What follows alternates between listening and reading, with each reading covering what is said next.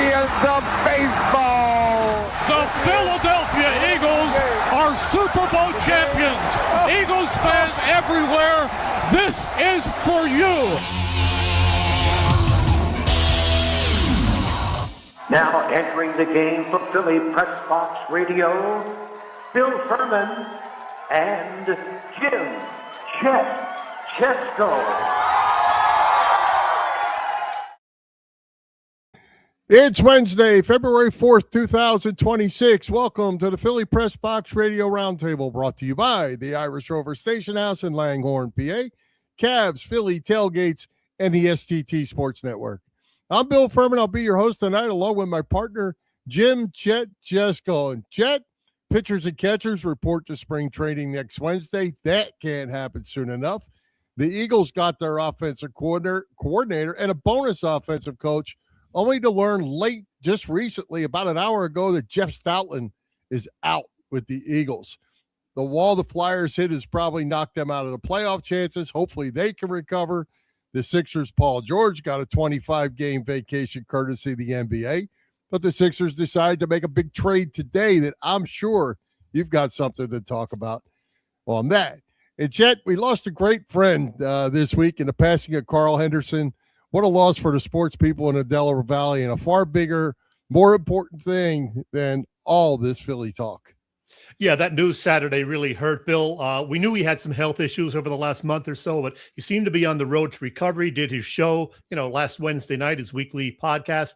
Sad news for sure. Just a great businessman, great Philly sports fan, and a super nice guy. So our condolences to the Henderson family and his friends. Absolutely. We'll talk some more about that a little bit later on in the show. Lots more.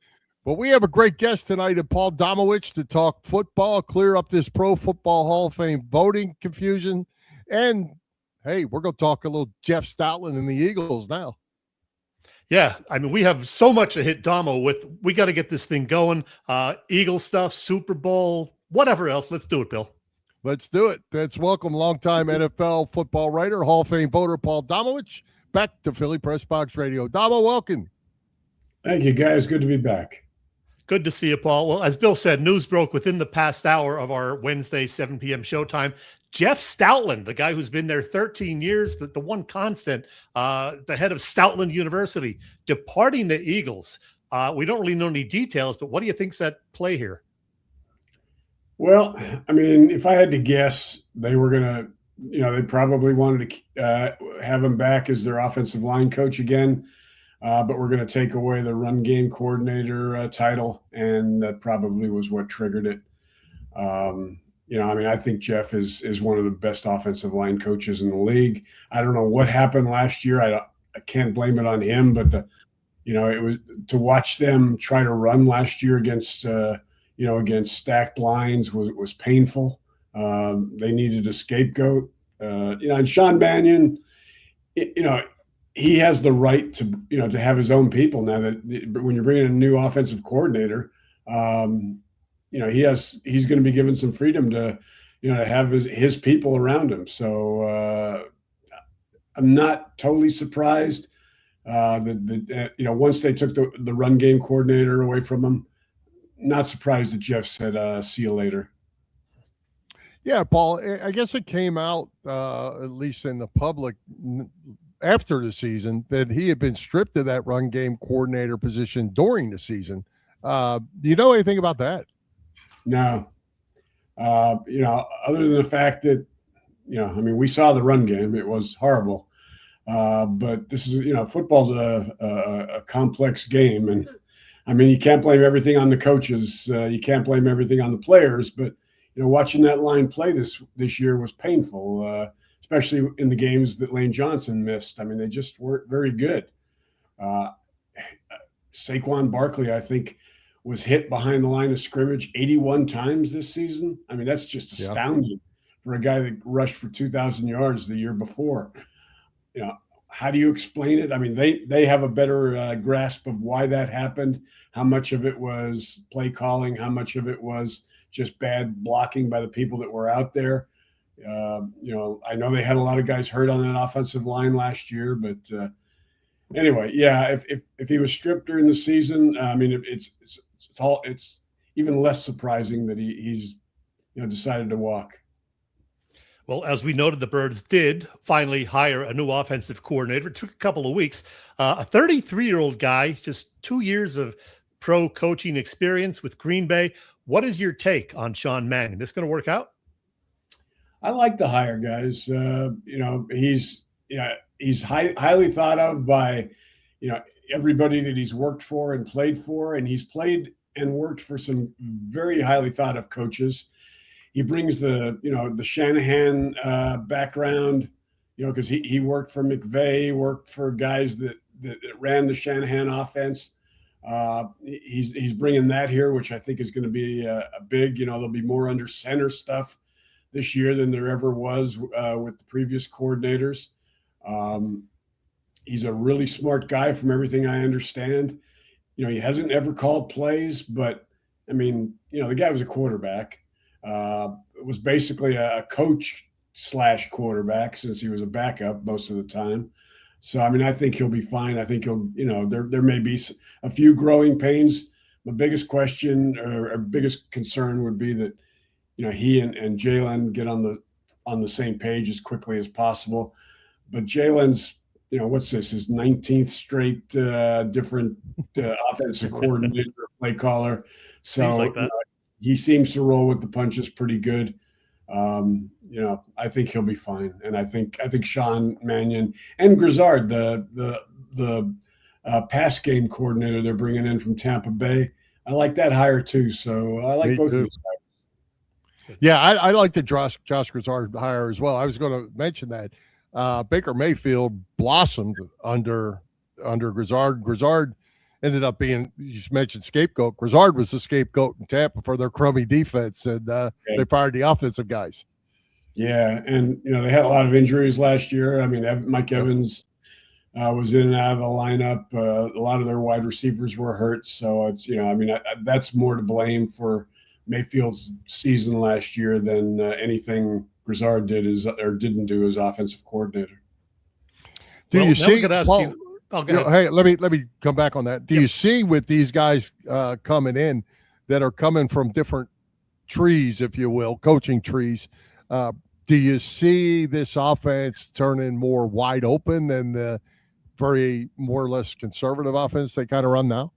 Yeah, I don't think it'll be wide open, but I think it'll be smarter and a little bit more different. Like I said, look at Shanahan has a different idea of how to, run an offense. I mean, his offense, which is what Mannion's going to be using a lot of concepts from. Like I said, a lot of it's under center. A lot of it's run to set up the pass rather than the way the Eagles seem to play it, pass to set up the run. I like where they're coming from. So there will be some changes. I don't think it'll be as predictable. The worst part of the offense this year was first and second down, guys. I mean, they were forever in third and long, and that just was in this league, that's a bad place to be. And I'm optimistic that things will change this year. And Paul, as our friend PJ asks, what the heck is going on with Vic Fangio? There are reports he almost retired ahead of last season, the Super Bowl year. He apparently is thinking about it once again now. I don't know if they've changed his mind officially or not. He's 68 years old. Is he going to stick around? Yeah, I think he's coming back. He's writing he wrote the foreword for my book, and I told him, I said, hey, this book's going to sell a lot more copies if you're still still have a job. So stick around for another year. You're right. He's 68. Last year was an exhausting season. Every year is an exhausting season as you get older as a coach. So I think he certainly seriously thought about it, that he would take this long to make the decision. But from everything I hear, he's pretty much told them he's coming back. Fantastic. Well, Paul, you made a post the other day about the Hall of Fame voting, the Pro Football Hall of Fame voting, which was fantastic. It really explained to us how that all worked with Bill Belichick not getting in, and now Kraft didn't get in either, Robert Kraft. There's your reaction. I can see shaking your head. So explain to everybody that didn't see your post how that works. Well, the last 2 years, guys, they changed the rules. The Hall of Fame changed the system, the voting system, specifically with Belichick and Kraft. In the past, for years, you voted separately for a coach or a coach and contributor who were lumped together, and then you voted separately for senior candidates. They would usually have, the numbers varied, but it would be 2 or 3 finalists that were seniors. And then that's aside from the modern era candidates that you vote on. The last 2 years, they took the coach and the contributor and the 3 seniors, put them together. That's 5 people into one, lump them together. And we had to vote for 3 guys. Common sense says, it's going to split the vote because you need 80% approval to get in, and doing it the way they decided to do it is made it more difficult for anybody to get in. I mean, it's the reason there were only 3 modern era candidates last year, the smallest number since 2007. So we saw a couple. As I mentioned, I voted for Belichick. I voted for Kraft. But there were some people that, and then they have publicly acknowledged it. Vahe Gregorian from the Kansas City Star, who did not vote for Belichick, explained his thinking, and I think it probably was shared by some others. There's a sensitivity to the fact that seniors, there's a backlog of seniors for the Hall of Fame. I mean, there's just tons of deserving guys that slipped through the cracks during the modern era of voting, and they're just laying there, waiting to get in as seniors, and it's just a very slow process. So he voted for all 3 seniors, thinking Belichick's going to be automatic anyway. But Belichick didn't turn out to be automatic. So I think that's one reason Belichick didn't make it. I think there was a sensitivity to the fact that they changed the eligibility rule from 5 years to 1 year. Some voters may not have liked that. And lastly was Spygate. I mean, there were a couple people, I believe, in that room that just felt, it's kind of like it was with T.O. a couple years back. It took T.O. 3 years to get into the Hall of Fame, mainly because people, they kind of opened the door to allow you to use his locker room cancer as when you're considering whether to vote for him. And some guys just said, well, I'm going to make him wait for a couple of years. And I think that's what a couple maybe did with Belichick this year. Put that all together, and you've got, him and Kraft not making it. This system penalized last year Mike Holmgren. I mean, I thought Mike Holmgren was a lock. He didn't make it for the same reason. You split the vote like this among 5 guys. It makes it very difficult. I think, they're going to change it after this year.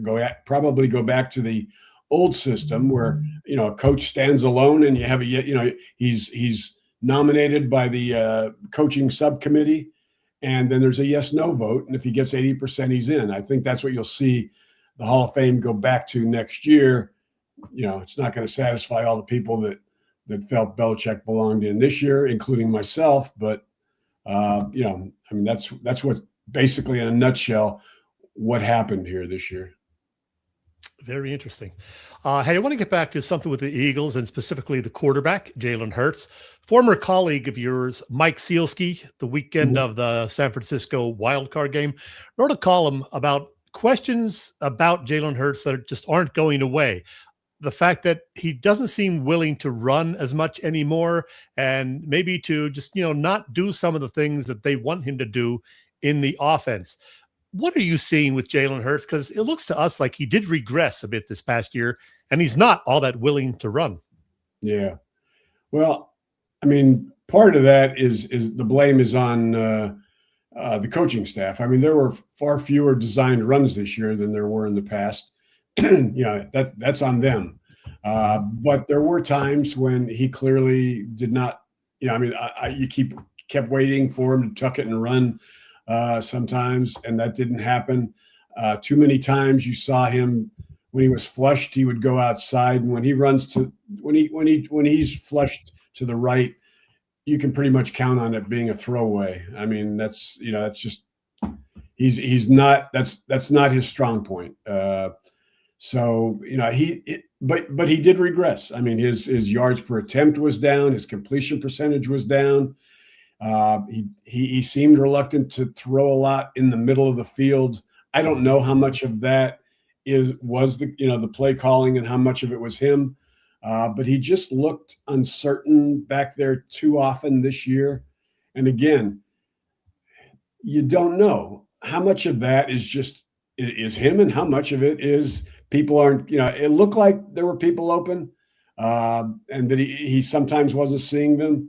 But, whatever was going on, he didn't, you look at the raw numbers, his touchdowns were fine, except for that one game when he threw the 4 interceptions. I mean, he barely threw any interceptions other than those. He finished with 6, I think. So that leaves, 16 other games where he threw 2 interceptions, had more touchdowns this year, but the other numbers weren't good.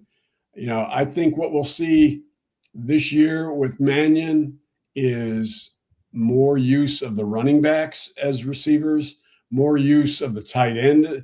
I mean, Goddard's a free agent. I don't know if he's coming back, but he had a terrific season touchdown wise. I just thought they should have been using him even more just on regular, in the middle of the field. I mean, he was the guy that was open, and too often we're seeing them, throw to AJ Brown. I mean, AJ was good sometimes, and other times, they should have been looking elsewhere. So I think that was one of the another problem Jalen had this year was he was getting locked on too much to AJ, sometimes to Devontae, when he should have been taking the check down, taking the tight end pass. So, that's why they clearly needed to make a change. I think Mannion, from everything I've heard, is going to have a good effect on Jalen. And as far as the run, I hope he runs more this year. I hope he takes off. You look around the league this year. I mean, you look at Drake May. These guys know when they need to pick up a first down with their legs. Last year, it didn't seem Jalen wanted to do that. So we'll see how that changes this year. Well, you mentioned AJ Brown, Paul. What do you do at this point?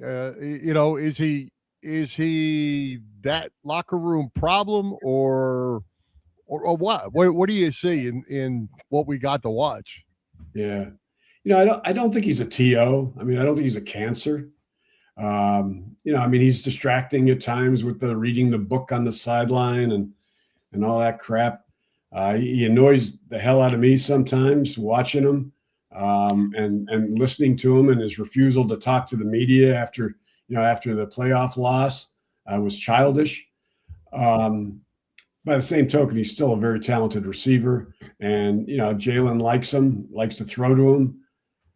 If all things were equal, guys, if cap space was not, dead cap money was not a factor, I mean, I would get rid of him in a minute, just because I think they need to look at this offense from a different perspective and maybe some different personnel in certain places, including that wide receiver spot opposite Devontae. But that's, it's going to, unless they do a post June 1 trade with him, it's going to be costly. So, I'm thinking he'll probably be back. But maybe Sean Mannion feels strongly that he doesn't want him. I don't know. We don't know what's going on internally with these guys. We don't know what Howie's thinking as far as, do we keep him or do we let him go? I mean, he was around for what, he saw what T.O. did in 2005, the year after the Super Bowl. So, maybe it's worth getting rid of him and taking the hit cap wise. The cap's going to go up a lot this year once again. But they've got other concerns as far as cap money, as far as what they want to use it on. So I don't know. That's obviously one of the great questions we're going to be following during the offseason is whether he stays or goes. Well, speaking of staying and going, the Eagles have a slew of free agents. You mentioned Dallas Goedert already. There's a whole bunch of other guys on that list. Who do you prioritize here, Paul? I mean, is Nakobe Dean a guy you want to bring back, or do you go with Jalen Phillips instead? What about Goddard? What about Reed Blankenship? So many guys here. So who do you prioritize? Yeah. I mean, Nakobe Dean is one of the best linebackers in the league. The question here, and I can't answer it, they have to answer it. They drafted the guy last year out of Alabama. Campbell. Alabama. Yeah. I mean, he was okay. His rookie year, he wasn't spectacular. He's not Nakobe Dean at this point. Vic's going to weigh in on this. Vic's going to have a lot of say in this. Vic does not want to lose Nakobe Dean. I mean, we talked about Sam Mills. Nakobe is his Sam Mills right now. But it's going to cost him a lot of money. And if you keep him, what do you do with the kid you just spent a first-round draft pick on? So that's a big question. My gut tells me Nakobe won't be back. And if that's the case, or even if that's not, either way with that, the guy I think they have to re-sign is Jalen Phillips. Played well. I think he can be even better. I mean, the concern you had with him when you traded for him was his injury history. He held up pretty well. And I think he's going to be a terrific, they are not, right now, they are not terribly deep at edge rusher. I mean, they've got, Jalix Hunt and who am I forgetting? The kid from Georgia, Nolan Smith. So, I mean, they really do need to re-sign Jalen Phillips. I think he's more necessary to stay than Nakobe, even though Nakobe is such a difference maker, and Vic probably doesn't want to lose him. But we'll see. And Goddard, I don't know. My guess is Goddard's gone. That they feel they can find another tight end. It won't be as good as Goddard. Won't be as. I mean, the great part about Goddard was he not only was a terrific receiver, but it was like having another offensive lineman as far as blocking. Not many teams have that kind of guy. Maybe Kittle is one of those. There's a few, but not many. So they're my guess is they'll draft a tight end fairly early in the draft. But that's kind of the way I look at their free agents right now. Hey, Paul, the last time we had you with us, you talked about a book that you were writing on Sam Mills. How's that all going? Is it getting ready to hit the bookstores? Yeah, it'll tentatively be out this July. It's called Just Give Me a Chance to Fail. I'm just finishing up some source notes and some other revisions for it that'll be the publisher will get in a few weeks. But it's supposed to be out this July, and I'm really excited about it. I'm really proud of it. Absolutely. Hey, Paul, I'm going to sneak in one more question. Not sure if we ever asked you about this before, but after graduating from Wilkes, you began your sports writing career in Texas in the late 1970s and early 80s, covering, among other things, the Texas Rangers, who at the time had guys like Al Oliver, Buddy Bell, and Gaylord Perry. What do you remember about your 5 or 6 years in Texas? Well, I met my wife down there, so I remember that very, very well. That was one of the. God, that team was awful. They were. I had the opportunity. That's where I met Pat Corrales. We knew each other when I came up here and I covered some baseball early on, and but they had him. I covered him for a while. They had Don Zimmer, but yeah, they would bring in all these guys that basically were at the end of their careers: the Al Olivers, the Gaylord Perrys, the Richie Zisks. They had I remember Bump Wills. It was. They were just horrible. And every July or August, I'd be wondering, what am I doing? This got to be something better in my life. But anyway, it was. They used to play in a minor league stadium down there at the time. Those, and it would get. I remember one year they had 30 straight days of 100-degree temperatures. And, they weren't drawing many fans there, A, because they were bad, and B, because it was so damn hot. So, but yeah, it was like I said, I met my wife there. It was, Dallas Fort Worth back then was a lot of fun. I don't think I'd want to be caught dead living down there now, but and the working for the Fort Worth Star Telegram was a lot of fun. A lot of young guys that I still am friends with that are like me, retired, but it was a lot of fun. And you didn't have to cover the Cowboys? Occasionally. Actually, my first job was in Midland, which is out in West Texas, and I would fly in actually from there, cover some Cowboy games, and then when I got to Fort Worth, I was mostly covered initially the Southwest Conference and then baseball. So I was never on the football beat full time, but I would cover some games, do some sidebars and stuff when back in the day when they were. They were good back then, and the Eagles were not so good. Well, we are glad to have you in Philadelphia since, I guess, 1982. The rest is history from that point, and life's been good. Life's been good. Well, Paul, we appreciate you taking the time to join us as always, and let's do it again. Let's get that books out. Let's go. You got it. I'll be on your show hawking it in a few months. Absolutely. There you go. Looking Look forward to to it. it. Thanks, Paul. Take care. Thanks, Paul. All right, Chet. Philly Pressbox Radio is part of the STT Sports Network, as in Set the Trends. It's a network set up by our pal Phil Stiefel, host of the terrific Trending in the AM show that you can find every weekday morning on the STT Sports Network YouTube channel. Check out Phil. Be sure to subscribe to the channel.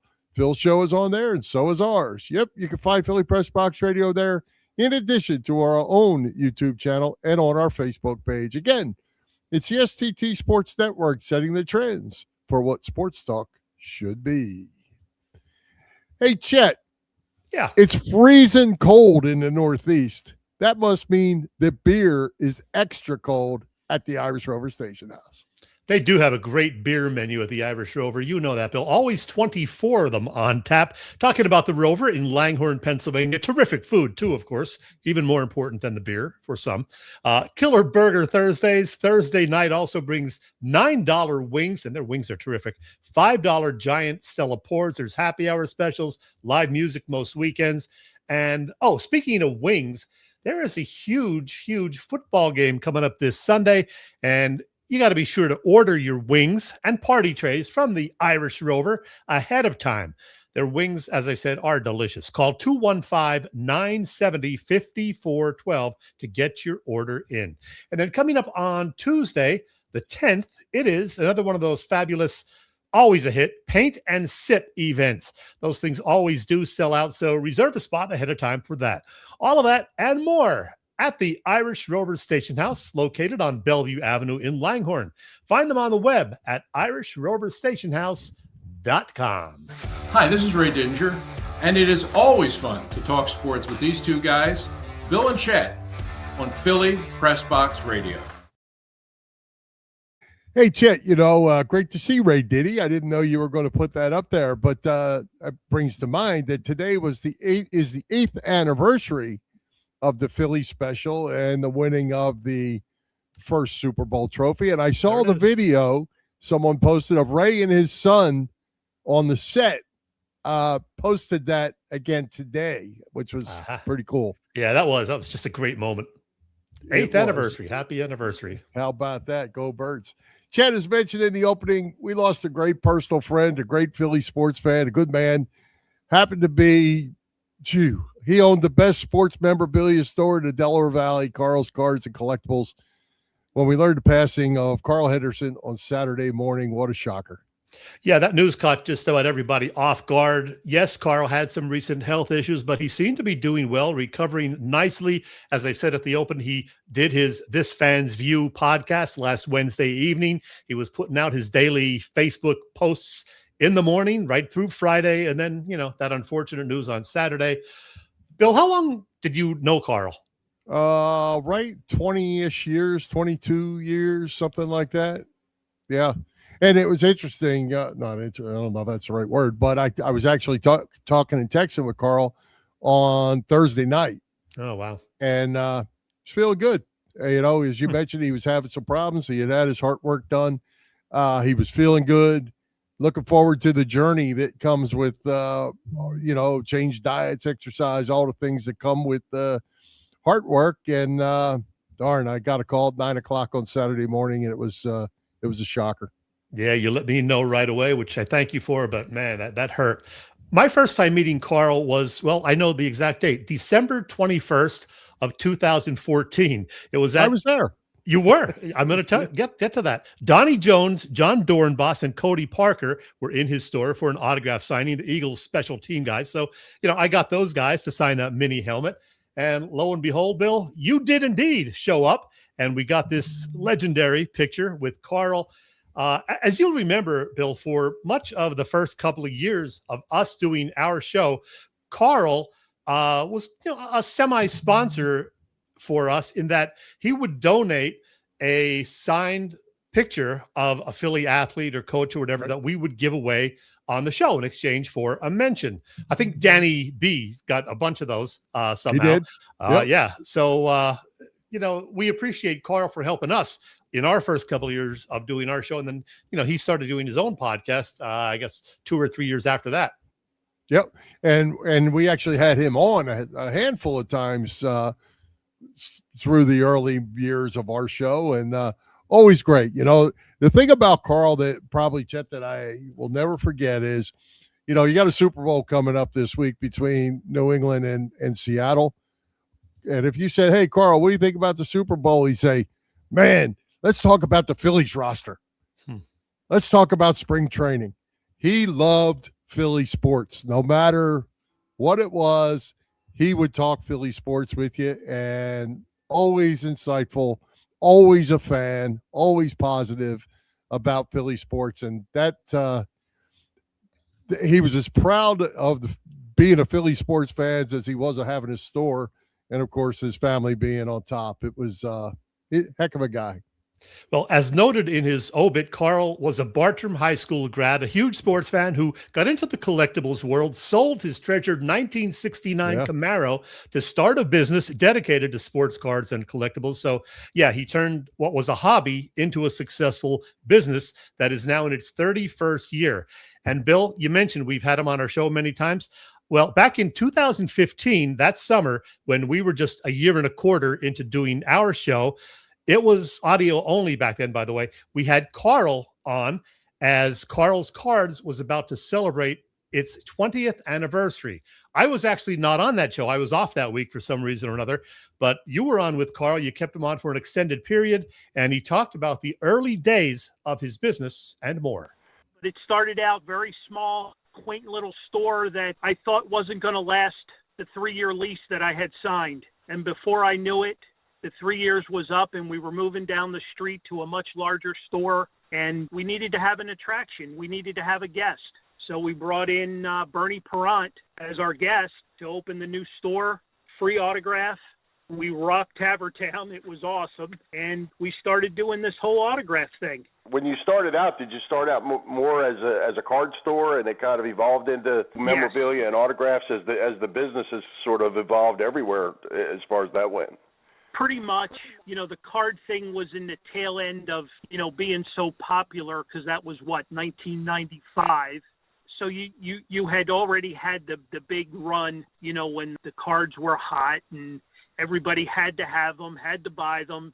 It was an investment and so on and so forth. So I always dabbled in the autograph things because I did shows, and, autograph guests were always there. So I was always buying new inventory and just planning for the future, I guess. But now your wife Sue is an important part of your show, your store, and I know your daughter Lauren also helps you out a lot, and she's connected with the Cole Hamels Foundation, I understand. And does she work both of those jobs with you and keep this thing running? She's a huge part of all the marketing, the internet, all of that sort of stuff. And Sue, she's the first person everybody gets to meet as soon as they walk in the door. Especially the day, of a signing to buy a ticket or to be greeted. So, yeah, it's truly a family-run business. I've got a couple of friends, who help me out all the time. But, it's become such a big part of the business the autograph thing has just, it's evolved into, the daily business. Certainly appreciate you having me on. I can't believe 20 years has passed that fast because we've enjoyed every day of it. There you go. Good stuff. Good stuff. Hey, Chad, I probably never told this story, but this was something between me and Carl. Von Hayes was 5 for 1, right? Oh, 5 for 1 was his nickname. Well, I used to kid Carl all the time. He could bring in the 64 Phillies or the old non-Hall of Fame Flyers, and 20 years later, 30 years later, right? He would still bring them in, and it was 1 for 20, 2 for 35. So I always called him 2 for 35. I say, hey, 2 for 35. You got the best model going. You could sell 2 for 35 to anybody they wrap around your store. And so we always got a laugh out of that. That was his business model there for a long time, and a very good one too. And during that interview that you had with him on that particular show, the 20th anniversary year, 2015, you put him on the spot and asked him about his favorite guest or two during his first 20 years in the business. And he said, I'll give you a 1 and a 1A, Chuck Bednarik and Bernie Perrant. He had Bernie on many times. In fact, here's just a sample of the hundreds and hundreds of guests that he had in for signings over the years. The aforementioned Concrete Charlie, Chuck Bednarik, the legendary Bruno Sammartino. Man, I wish I could have been there for that. Lefty, just a couple of months back, Allen Iverson, Jason Kelsey, Dr. J, Brian Dawkins, and yes, Bernie, many, many times. Terrific work by Carl and his family, on putting together all those great events, plus outings at Reading Phillies games and the charity work that Carl did. So, yeah, he's going to be missed. Yeah, absolutely. And the outpouring from the people you saw on social media, how many people's lives that he touched just by going to their store or being part of an event or something that they remember. Because Carl was one of those guys that I was talking to somebody else about this too. If Carl knew, like I'm a Collingdale guy, right, a Delaware County guy, if somebody came in his store and he was always talking to him, where are you from? Oh, from Collingdale. Oh, Bill Furman? He always connect, and then he'd call you, say, hey, so-and-so was in the store. They said they knew you. And it didn't matter if it was me or whoever. He had all these connections that he would put people together that knew people. Yeah. And it was really cool. That was his personality. And, the business is a hard business to have to begin with, but it's those connections that are absolutely critical. And Carl had so many of them. And of course, Carl always loved February and March because he and his fam would make the trip down to Clearwater, stay for a couple or sometimes even 3 weeks, I believe. I met up with Carl down there in Clearwater on at least 2 occasions, maybe 3 over the last 10 years. Man, he's going to miss that. The family, they may. And that's what we were talking. That's what we were talking about last Thursday night. Actually, was when he was going to try to come and all that, and was he okay to come after just having his heart work done? Yeah. And for people who didn't see the obituary information, there will be a viewing Monday evening at the John Stretch Funeral Home in Havertown, 5 to 9 p.m. Then a church visitation and service Tuesday morning at Our Mother of Good Counsel in Bryn Mawr, starting at 9:30. Again, our condolences to Carl's wife of 43 years, Sue, daughter Lauren, and son-in-law Anthony, and Carl's mother, Faye, plus all the guys that worked with Carl, like John and Bill, Skip over the years, Steve. So he will certainly be missed. Absolutely. And, Chad, I'm going to look at it this way. I'm going to miss talking to him, but I'm going to smile when I think of him. And that little sound bites you just showed of the interview, I will remember that. I will cherish that. It was great. All right. Rest in peace, our friend. We'll be thinking about you. Chad, spring training, as we mentioned, is getting ready to start. So, heck, why don't we do some tailgate with the best tailgaters in Philadelphia, Bob Cavanaugh and the gang at Cavs Philly Tailgates? Nothing better, Bill. Cavs Philly Tailgates has been cooking up a terrific catering business for some 35 years. Cavs is a 3-time winner of Philly Tailgates, Jack Daniel's Great American Tailgate Party Contest, and a past winner of the Philly Daily News Tailgate Award. Cavs also does corporate events, parties, you name it.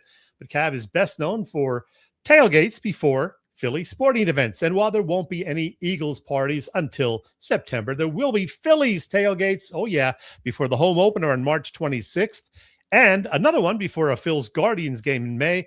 And he's going to have one before the Morgan Wallen concert on August 1st. Get details on those and other events at Cavs website, phillytailgates.com. And if you do have any questions, you can email them at cavscatering@verizon.net. Cavs Philly Tailgates is the way to go. All right, Chet. Baseball and spring training are cranking up. Pitchers and catchers on the 11th. That's next Wednesday. Full squad on the 16th. And you know what, Chet? It's not spring training like when we were kids. You better come ready because the first game is on the 21st. Yeah. Before you know it, we'll be here. So yesterday, I guess, was truck day, all the equipment down there. Yep. A lot of guys, I guess, are down there early already. I know Rob Thompson was planning to go down there this past week, so he's down there. Before you know it, they will be playing the games, and we'll be talking about the opening day roster and what questions are going to be answered, regarding the talent of Justin Crawford, the health of Zach Wheeler. Is Andrew Painter really ready and going to blossom? So it's going to be fun talking about that all through March and into April. Yeah, and only 12 calendar days till full squad reports, and Nick Castellanos is still on the roster. That will be interesting to see what happens in the next 12 days, if anything, or if Castellanos is coming north. Yeah, he's not coming north. I'll tell you right now. There's no way he's coming north. Well, I mean, they're going to have to cut him, apparently, because they would have traded him if they could. So they're going to have to cut him, eat the $20 million, and move on. That's a heck of a bite to take. And who's replacing him? Well, I mean, they got the new guy, so Garcia. Maybe somebody needs to kiss and make up, and let's play ball. Hey, for those who joined the show late, we did have the Stoutland news at the top of the show. We had a great interview with Paul Domowitch about it. He thinks, Stoutland's a little miffed about losing the run game coordinator job. He still was the offensive line coach, but he's gone, it looks like. So we did talk about it, and Paul thinks it's, Sean Mannion wants to bring his own people in there and have a new run game coordinator. So that's where we stand. Well, and there's another good comment. Casty will be DFA'd, and that's an option, I guess, but it's a pretty expensive option. Very, very expensive. He's not going to accept his assignment to Lehigh Valley. So I wonder what happens then contractually if you're stuck there, or what happens. By the way, the Phillies won 96 games last year. I just looked today on BetMGM. The over-under for this coming season, 90.5. So that's what I thought it would be, actually, right around there. And that's a tough one. I bet the over the last 3 years and won. This year, I don't know that I can bet the over. Have to give that some thought and see how spring training plays out, I think, on that and the roster. Yep. All right, let's move on. We're down to the Super Bowl, Chet, on our full year's pick. We're not going to discuss the standings again. You already had your chance to pat yourself on the back. We're not giving you that opportunity again. It's Seattle versus New England in Palo Alto. Seattle -4.5. Who does Boop, Bob Patrone Jr., like in this one? And then who you like, and then I'll follow. All right. Well, that is a great question. And I'm going to open up Boop's email from last night right now and see what Boop says, because I don't know what he picked. And you know what? We forgot to ask Damo who he was picking in the Super Bowl. Son of a gun. Yes, we did. That's on me. All right. Boop says, this will be the first Super Bowl in which both teams started the season 0-1. Wow. That's hard to believe. He says the Patriots' Week 1 loss was to the Raiders, go figure, who would go on to finish 3-14. If New England wins Sunday, that 3-14 would be the worst record by any team to open the season with a win over the eventual Super Bowl champion. Washington, 4-12, beat the Cowboys to open the 1993 season. Cowboys won that year's Super Bowl. By the way, says Boop, the Giants have won 4 Super Bowls. They started 3 of those seasons with a loss. Huh. Okay, but yeah, this will be the first Super Bowl which both teams started the season with a loss. Okay. Right. He says Patriots quarterback Drake May could finish this postseason with more wins, 4, than he had in 12 starts in his 2024 rookie season. He was 3-9 as a starter. The Patriots had 12 first downs in the AFC Championship game. May ran for 6 of them. These are some good little notes from Mr. Boop Yeah. Stats. Yeah. All right. Boop's official pick. May has his day. Patriots 31, Seahawks 20. Wow. I was on the fence, Bill, and I did make my pick earlier in this broadcast as Domo was talking at one point. I wrote down New England also. I didn't pick a score, but I mean, it's basically flipping a coin in my head. I don't know. They're pretty evenly matched. I think it should be less than a 4.5 point spread. I'm taking the Patriots to win. Well, I really like the Seattle offense. I think they're really, really good, and I think they're going to probably win. But I think I want New England to win. If I were a betting man, which you know I'm not, I would probably take Seattle in the 4.5, given the 4.5. But I think I'm going to root for the Patriots. Okay, so we're all. It's kind of a middle game, right? I mean, so what's your official pick? My official pick will be I'll take the Seahawks. Aha. Okay. But I'm going to root for the Patriots. Does that make sense? Yeah, I got you. PJ picking the Seahawks. Moser picking the Seahawks. Take the over. Oh, that was on the baseball pick. Let's see what else we got. Sounds about right, except Patriots. the lowest score. Robbie's got the Patriots. 20-17, says Robbie. See, I'd be surprised if it's a low-scoring game. But, you know, when you get to the Super Bowl, those kind of things happen. But, boy, the offenses are explosive, and Seattle has been really good in dry conditions. We couldn't see that, obviously, with the Patriots in Denver. Hope it's a good game. And by the way, I'm getting a subliminal message that people do want to see the postseason pick'em standing. So there we go. I don't really think they did. Yeah, I'm 9-3. Bill, you're 7-5. So I do have it clinched. Boop 6-6. So yeah, party time. I win. I didn't hit my delete button quite fast enough. Hey, we had a great guest tonight, Paul Domowitch. Who's coming to Philly Pressbox Radio next week? Well, next week, Bill, Sixers talk and more with one of my favorite Philly broadcasters. Well, Philly, by the way, of the University of Kentucky. We're talking about NBC Sports Philly, 17-year veteran already. Can you believe it? Wow. I'm talking about Amy Fadul. Excited to have her back on the show for a second visit to Philly Pressbox Radio.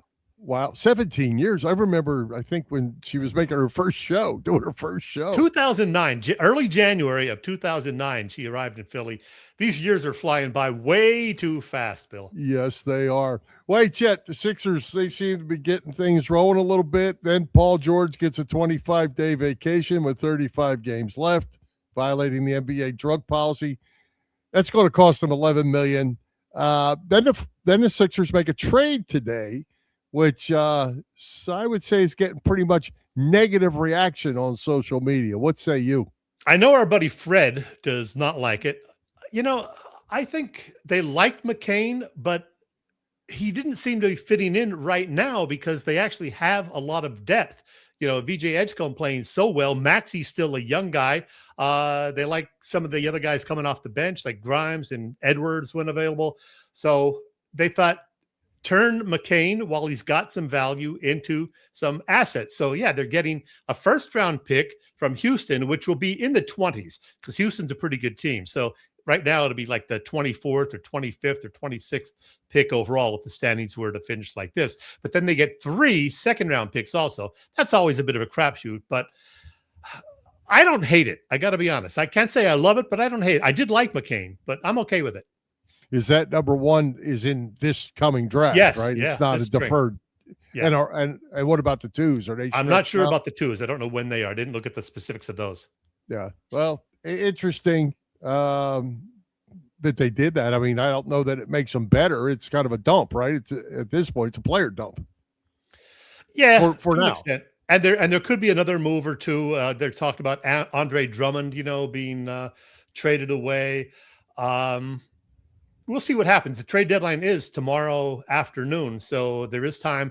A lot of deals over the last couple of days around the NBA. Anthony Davis on the move again. Some other big names. So they swapped teams again. They swapped about 7 guys on each one of those trades. Crazy. So what do you make of the Paul George deal? $11 million is a bad prescription to take, my friend. Well, first of all, bad on Paul. if he's got some mental health issues, that's unfortunate. But all you got to do is go to the club and say, look, I'm dealing with this. What can I take legally that's not going to get us in any trouble? That's all you got to do. You don't go out on your own and, try to find something and hope they don't find out about it. They do drug testing. People sometimes talk. So, he screwed up. And now he's going to be out 25 games. Frankly, I'm surprised it's not longer. He will be eligible for the final 10 regular season games and the postseason. And he was actually playing, fairly well, decently on offense, but playing really good defense. So they're going to miss that. But they have gone out and won 3 in a row since he's been out. They've won 5 in a row overall. They're in the 6th place in the East right now, but just a half game out of 4th. 2 teams are tied for 4th. So they got a chance to, move on up into the top half of the Eastern Conference. And right now it is nice to see some other guys stepping up, like, Kelly Oubre, like some of the guys coming off the bench. So, winning 5 in a row in the NBA is tough. And a couple of them have been against good opponents. So, they won a game last night out West without Embiid and, of course, without George. So that was refreshing. Of course, Golden State shorthanded as well. But I'm feeling a little optimistic about the Sixers, Bill. Still not ready to buy my postseason ticket.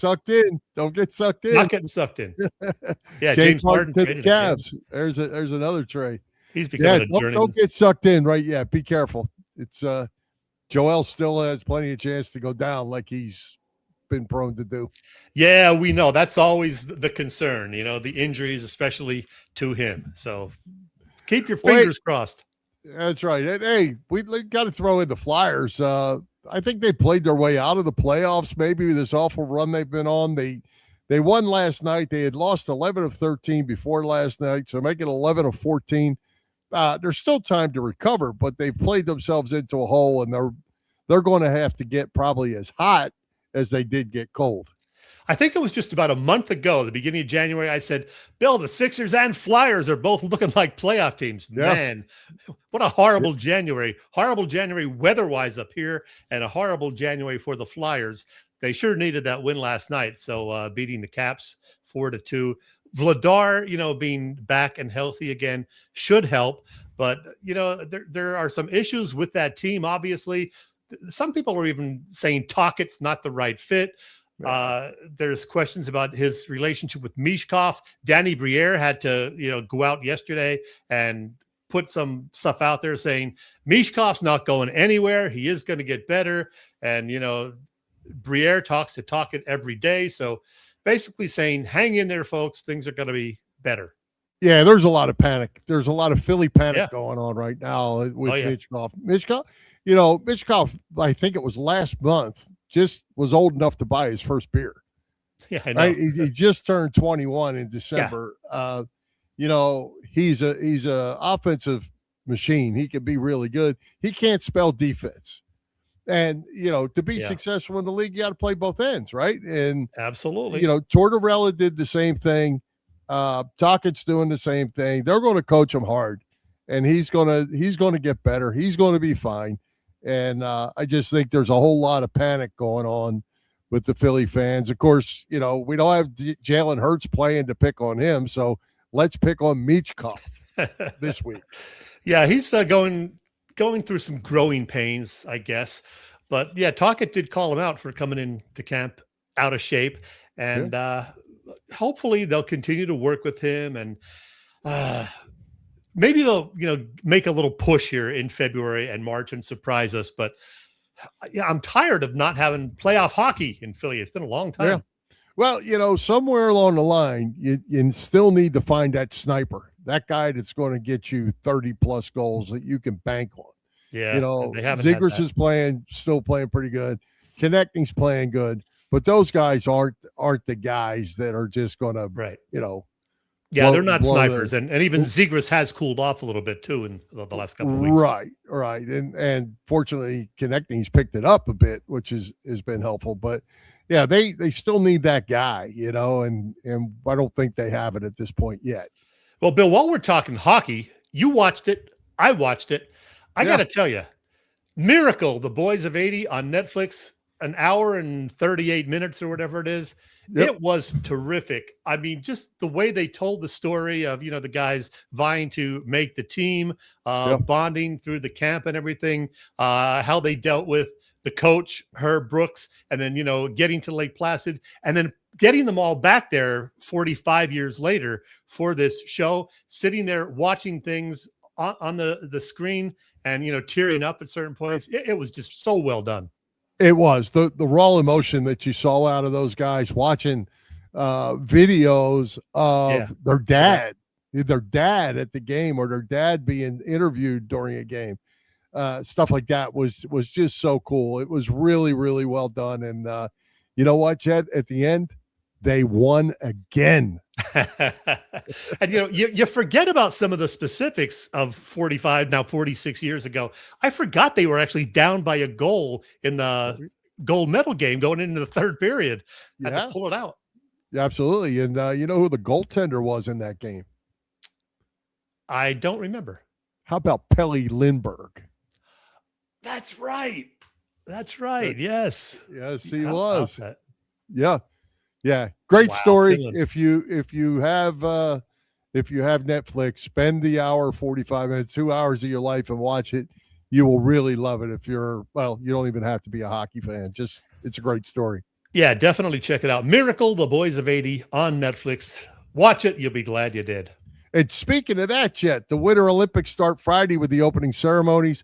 I'm not all excited about the opening ceremonies, but I am excited to watch the Olympics. I like them. Yeah, I know you do. I'm not as big an Olympics guy as you are, but I will, certainly check it out here and there. And it's weird that they started ahead of the Super Bowl because then Sunday you're going to have Olympic stuff plus all the Super Bowl festivities all day long. Man, some people would just sit on the couch from 7 a.m. till midnight on Sunday. That's not going to be you, is it? It might. But yeah, I'm looking forward to it. Unfortunately, I'm not quite as up as I usually am on this. I don't know who the stars are, who they're looking at other than some locals I've seen on the news. But and Lindsey Vonn got hurt. I know that she's probably not participating. She said she was going to give it a go though, and do a couple of tests. How can you do that with a ruptured ACL? Yeah, I'm not sure that's going to possibly happen, but we'll see. But I'm looking forward to it. There's always somebody that comes out of this thing, whether it's a speed skater or figure skater or a skier, somebody that steps up there and wins your hearts over and you root for. Yeah, absolutely. Love the background stories on all the guys. So it'll be fun. All right. Anything else before we close it out? Well, speaking of Netflix, the other big thing coming to Netflix this week, the Philly special. We're going to get even more on Philly. Yes, looking forward to that too. And the few things I've watched on Netflix that they do, these documentaries, sports documentaries, have all been very well done, as you mentioned. Yeah, they do a nice job. They really do. So looking forward to that. The inside of what happened in Philly. Wrap it up, Bill. All right, let's thank tonight's special guest, Paul Domowitch, our sponsors, the Irish Rover Station House, Cavs Philly Tailgates, PPCC 118 Raz Room. For Jim Chetchesko, this is Bill Furman. We hope you enjoyed the show. We'll join Philly Pressbox Radio next Wednesday, February the 11th at 7 p.m. You can see us live on Facebook, on our Philly Pressbox Radio YouTube channel, and on the STT Sports Network YouTube channel. Listen on Apple Podcasts, iHeartRadios, and all the others. High hopes, Philadelphia sports fans, and rest in peace, Carl Henderson.